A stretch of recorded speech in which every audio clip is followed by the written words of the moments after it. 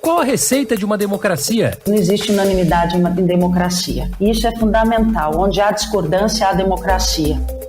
O que faz um país ser considerado democrata? Quem tudo sabe sempre erra em tudo porque nunca ouve ninguém.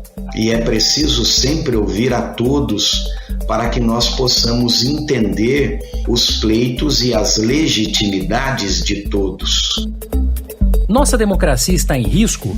O idiotes era uma pessoa, era um cidadão que, no lugar da preocupação com o bem-estar coletivo, estava preocupado apenas com os seus interesses particulares ou dos grupos que ele pertencia. A OAB São Paulo tem um longo histórico de luta por um ambiente democrático no Brasil. Foi protagonista, por exemplo, do movimento Diretas Já, nos anos 80. Também teve participação decisiva na Constituição Federal de 88. E este assunto, atualíssimo, é o tema do primeiro episódio do Pela Ordem, o podcast da OAB São Paulo, que não por acaso estreia em agosto, o mês da advocacia. Vamos discutir o nível de amadurecimento da democracia brasileira e entender se os instrumentos democráticos estão sendo bem utilizados. Eu sou Hugo Vecchiato, seja muito bem-vinda, seja muito bem-vindo ao nosso episódio de estreia. Nós recebemos aqui no primeiro episódio do Pela Ordem o presidente da OAB São Paulo, Dr. Caio Augusto Silva dos Santos. Dr. Caio, é um prazer tê-lo aqui no primeiro episódio do Pela Ordem. Prazer é nosso, Hugo. Sempre é muito importante termos a oportunidade de falar sobre democracia, notadamente em um momento como esse, onde vivemos muita agudização de ânimos em toda a quadra mundial. Doutora Luciana Berardi, que é presidente da Comissão de Direito Constitucional da OAB São Paulo, também é conselheira da OAB São Paulo. Doutora, é um prazer tê-la aqui também. Hugo, o prazer é todo meu. Sinto-me muito honrada de estar aqui nessa mesa virtual, nesse debate, nesse primeiro encontro do podcast da OAB. Obrigada pela oportunidade.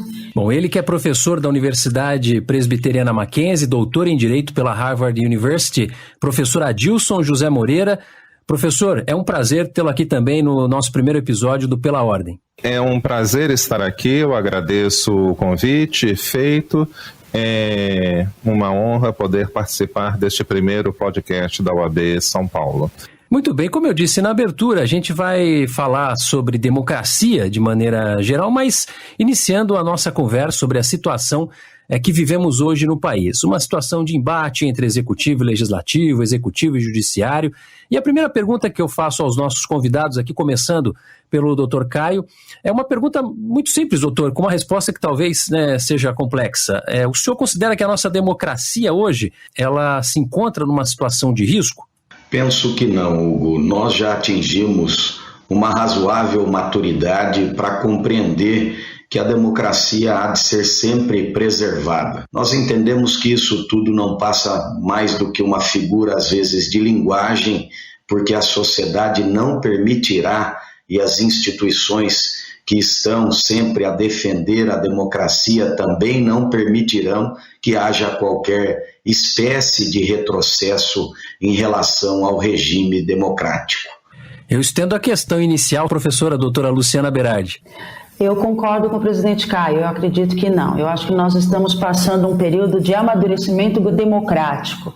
A experiência histórica do nosso Brasil, ela faz parte desse momento. Afinal de contas, após o golpe de 64, nós estamos trilhando um caminho desse amadurecimento institucional, inclusive. Democracia, a meu ver, é maturidade, pois não existe unanimidade em democracia. E isso é fundamental. Onde há discordância, há democracia. Não existe uma perfeição final e é necessário que esse aperfeiçoamento seja constante, digamos assim, né?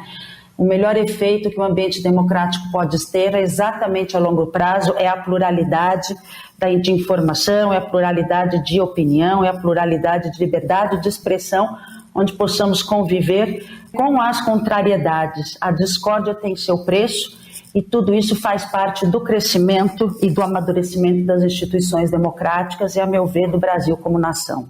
Para o doutor Adilson, que avaliação que o senhor faz desse atual momento, né, que nós vivemos no Brasil? Eu penso que a democracia estará protegida na medida em que nós tivermos um compromisso efetivo com a efetividade e com a expansão da cultura democrática. Uma democracia comprometida com a dignidade de todos os grupos, uma democracia comprometida com a participação de todos os grupos, uma democracia comprometida com o bem-estar coletivo e com a pluralidade de ideias, de vidas, e no caso do Brasil, especificamente, uma democracia comprometida com a igualdade racial.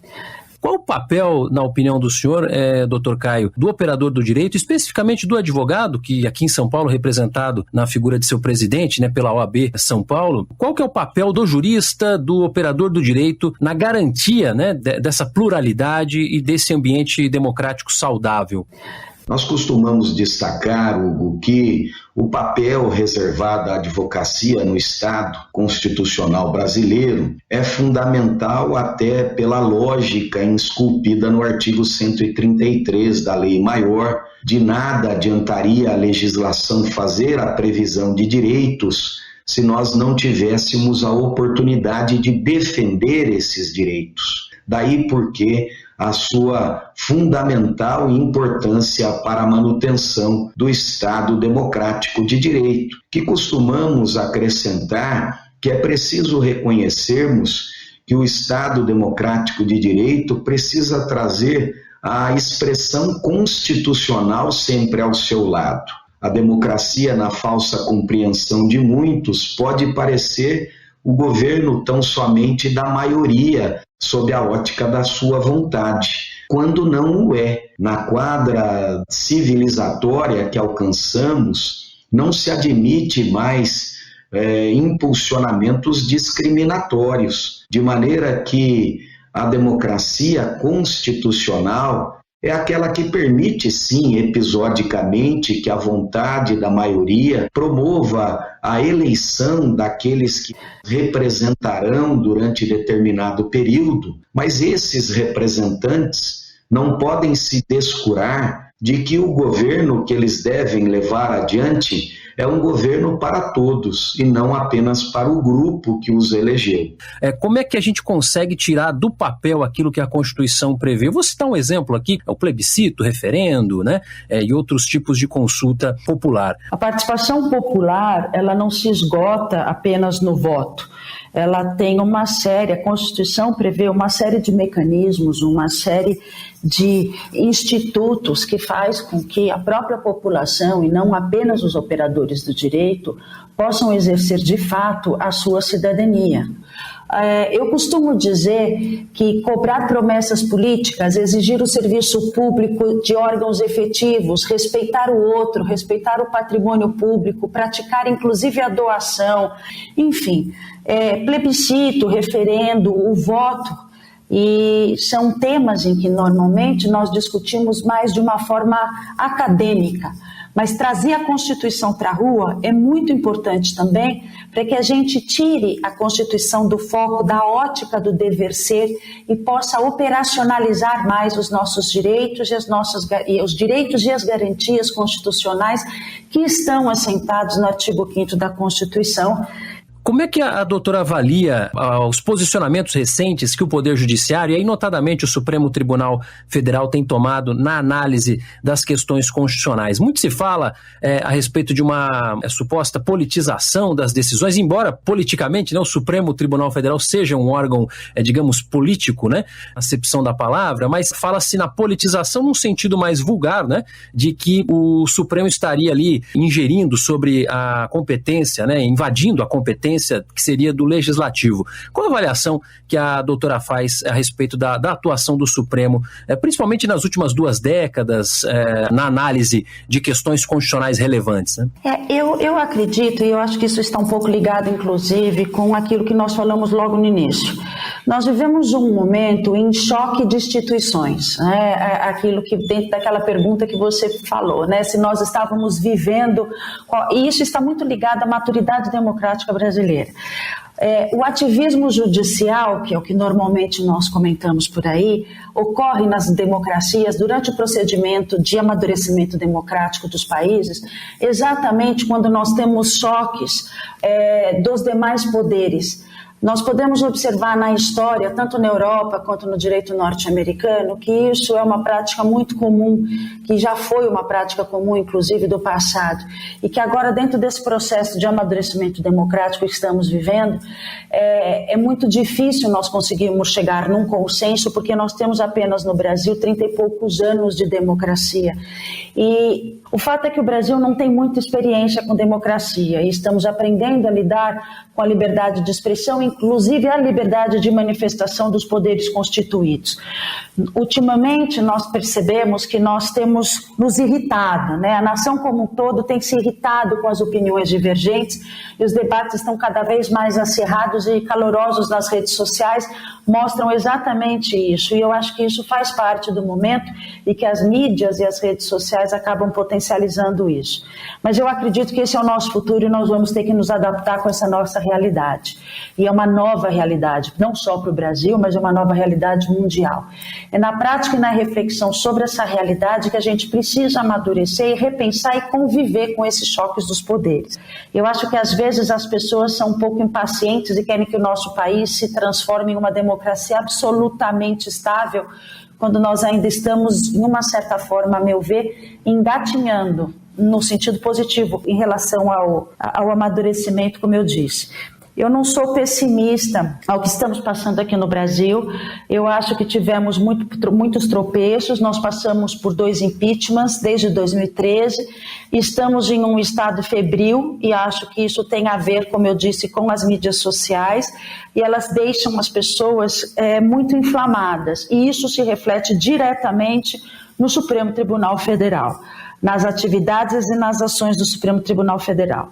O Supremo teve uma função importante nesse sentido nos últimos anos. Bom, a gente já até mencionou a democracia como garantia dos direitos das minorias, né? Mas o doutor Adilson tem um conjunto de obras tratando sobre a perspectiva do povo negro no contexto brasileiro. Eu queria fazer uma pergunta primeiro, professor Adilson, entendendo o seguinte, nos seus estudos, né, nas suas análises, tem como desvincular, digamos, a realidade social que o Brasil viveu? Costuma tratar o direito como algo sendo, né, algo que é uma construção intelectual, regras, direitos, deveres, mas dá para descolar da nossa realidade, né? E aí, emendando a pergunta, como garantir os direitos das minorias num ambiente democrático? Hugo, não. Não é possível descolar essas duas coisas. O direito dentro dos regimes democráticos tem um objetivo fundamental, que é a busca do bem-estar coletivo. E é por isso, Hugo, que os gregos estavam muito preocupados com o idiotes. O idiotes era um problema político muito sério, porque o idiotes era uma pessoa, era um cidadão que, no lugar da preocupação com o bem-estar coletivo, estava preocupado apenas com os seus interesses particulares ou dos grupos que ele pertencia. Se eu desprezo o negro, se eu desprezo o pobre, se eu desprezo mulheres, eu defenderei, quando vou fazer as minhas escolhas políticas, aqueles partidos, aqueles que defendem os meus interesses particulares, os interesses da minha classe, das pessoas brancas, das pessoas heterossexuais. E isso é um problema para a democracia. Agora, nós não podemos esquecer o fato de que as pessoas não são apenas operadores do direito. As pessoas também são sujeitos sociais e, portanto, elas nascem dentro de uma realidade, elas estão inseridas dentro de uma série de interações e de sistemas sociais. Então, por exemplo, o Conselho Nacional de Justiça nos diz que 82% dos membros do sistema judiciário brasileiro são pessoas brancas de classe alta. 62% homens brancos heterossexuais de classe alta. Bem, se você é um homem branco heterossexual de classe alta, você nunca sofreu discriminação na sua vida. Nunca. Você, a não ser que você seja uma pessoa com deficiência. Mas fora esse caso, você nunca sofreu discriminação na vida. Tendo essa experiência e ainda socializado a partir de uma narrativa na qual o racismo não tem relevância no Brasil, quando você se torna juiz e vai, por exemplo, julgar um caso sobre injúria racial, sobre racismo, sobre a constitucionalidade de ações afirmativas, qual é a sua postura afetiva e cognitiva? É a de que o racismo realmente não tem relevância na vida das pessoas. Então, o que muitos dos juízes fazem, eles partem do pressuposto de que aquele ato de racismo, que aquele ato não corresponde à intenção de discriminar, porque supostamente nós temos uma ética pública da cordialidade. Então, essa postura subjetiva leva o indivíduo, quando ele vai interpretar, por exemplo, uma questão do tipo: será que os programas de trainees para a Magazine Luiza são constitucionais? Ele vai pensar: não são. E eu queria adicionar aqui a questão do presidente Dr. Caio Augusto. Como é que o senhor avalia a atuação do Supremo Tribunal Federal e do Judiciário como um todo na análise das questões constitucionais e essa, digamos, acusação de que há muito ativismo judicial e invasão, de competência do Poder Legislativo, doutor? As decisões levadas adiante pela Suprema Corte sempre são decisões que trazem conteúdo político. E por isso nós precisamos compreender que o judiciário precisa agir quando os demais poderes não se entendem, não conseguem dialogar. E é isso que, por exemplo, apenas num impulsionamento para facilitar a nossa compreensão, nós observamos que nesse momento de dificuldade da pandemia, coube à Suprema Corte destacar que a União não poderia pretender legislar sem considerar as particularidades de cada local, como também não tinha nenhum cabimento um município pretender se arvorar de uma república independente, e que era preciso haver uma compreensão sempre com base em questões de ordem técnica. E nessa questão que envolvia a proteção à saúde de todos, coube ao Supremo Tribunal Federal dizer que havia uma concorrência legislativa entre todos os entes federados e que haveria de prevalecer a regra que fosse mais protetiva à saúde das pessoas, só que para ter valor e poder ser exigida, esta regra protetiva, ela não poderia partir da vontade do governante de plantão, mas sim das especificidades que as questões sanitárias e médicas impulsionavam. Esta decisão do Supremo Tribunal Federal, ela foi uma decisão muito questionada pela população, quando visualizada pelos grupos políticos que elas acabam defendendo. Mas nós precisamos compreender que o judiciário precisa dar uma resposta quando ele é acionado. As instituições sempre são perenes e as pessoas que as compõem é que erram às vezes. Mas as instituições são muito maiores do que as pessoas que as ocupam. Por isso, a questão da representatividade e da legitimação é, sem dúvida alguma, muito importante. Eu queria fazer uma pergunta para o professor Adilson em relação justamente a essa questão do ativismo, se ele concorda ou não que o judiciário tomou posições importantes, né, em julgamentos relevantes nas últimas décadas, se ele considera que o judiciário invadiu competência do legislativo ou se essa é uma acusação infundada. Professor, qual que é a avaliação que o senhor faz? Eu sempre tenho muita cautela com o uso do termo ativismo judicial, porque há muitos grupos que raciocinam da seguinte maneira: quando a corte decide de acordo com os interesses deles e dos grupos que eles representam, nós temos justiça. Quando a corte decide de acordo com o interesse das outras partes, e especialmente protegendo direitos de minorias, de grupos subalternizados, aí nós temos ativismo judicial. Nós temos, sim, vários exemplos que podem ser classificados como ingerências do Supremo Tribunal Federal, etc. Mas, por exemplo, o julgamento de ações afirmativas, o julgamento, o que o Dr. Caio acabou de falar sobre as medidas a serem tomadas para a contenção da pandemia, isso não é ativismo judicial. Você realmente precisa estar ideologicamente muito motivado para classificar a proteção do direito à saúde em um momento de crise como esse, para classificar isso como ativismo. Quando o Supremo Tribunal Federal decide para avançar a cidadania, isso não é ativismo social.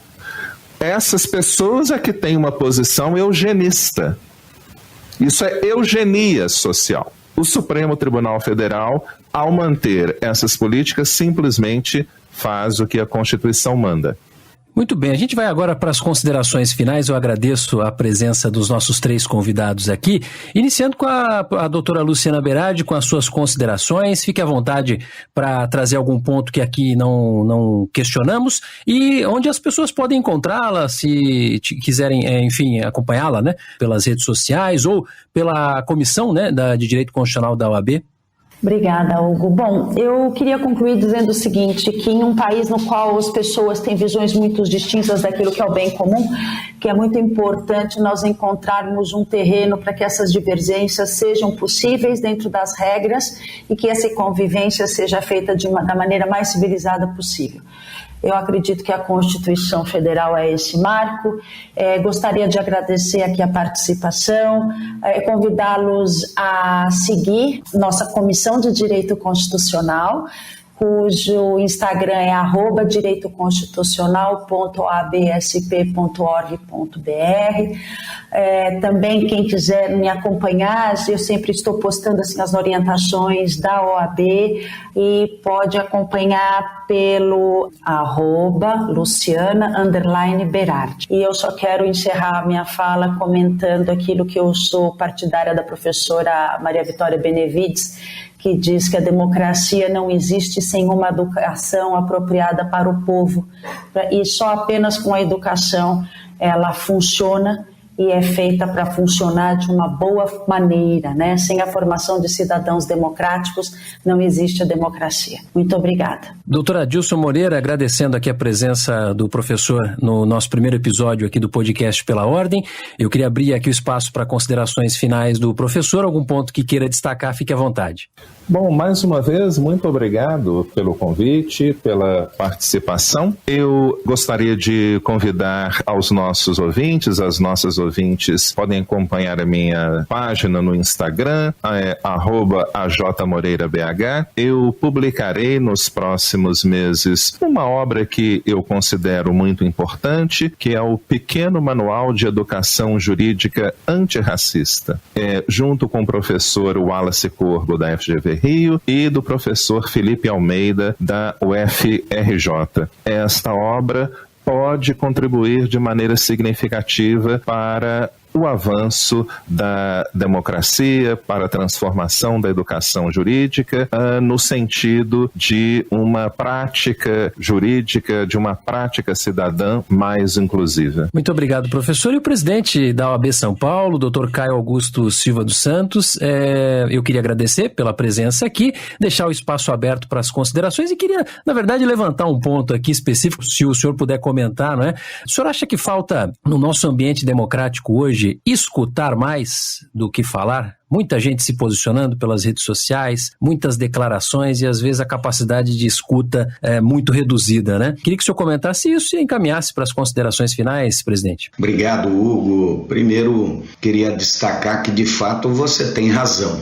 Vivemos um momento de muita atenção à questão das próprias tecnologias que promovem informação, ao mesmo passo que nos permitem ter acesso a elas, de igual maneira facilitam o impulsionamento de fake news e das opiniões infundadas que acabam sendo lançadas todos os dias como forma até mesmo de agressões a todos os grupos que compõem a nossa sociedade.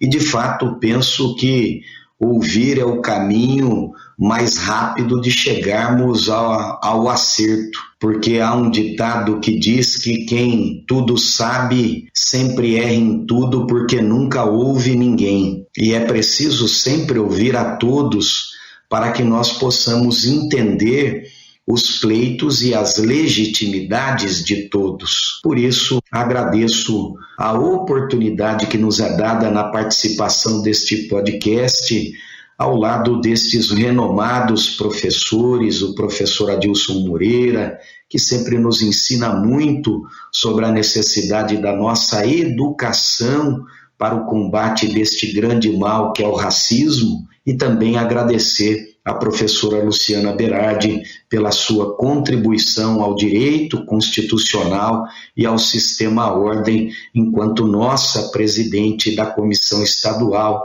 de Direito Constitucional. E dizer, querido Hugo, também aproveitando este mês de agosto, o mês em que se comemora a advocacia, em que se comemoram as profissões jurídicas, destacar esta gratidão que temos ao exemplo que a advocacia tem dado de exercício de cidadania vigilante. A advocacia tem sido vetor de transformação da sociedade, tem sido bastião de defesa dos direitos e cidadania, por isso nós precisamos agradecer a toda a advocacia que tem defendido sempre o cidadão.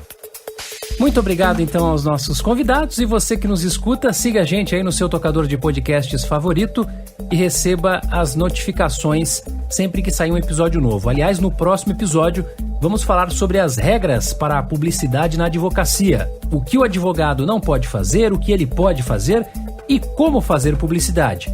E para ficar por dentro de tudo o que acontece na OAB São Paulo, siga também os nossos perfis nas redes sociais e nos acompanhe no Jornal da Advocacia. Todos os links estão aí na descrição. Pela Ordem é uma realização da Quero Ouvir Podcasts para a OAB São Paulo, a produção é da Jéssica Bernardo, a finalização é do Ogarte Santos e a apresentação é minha, Hugo Vecchiato. Até o próximo episódio.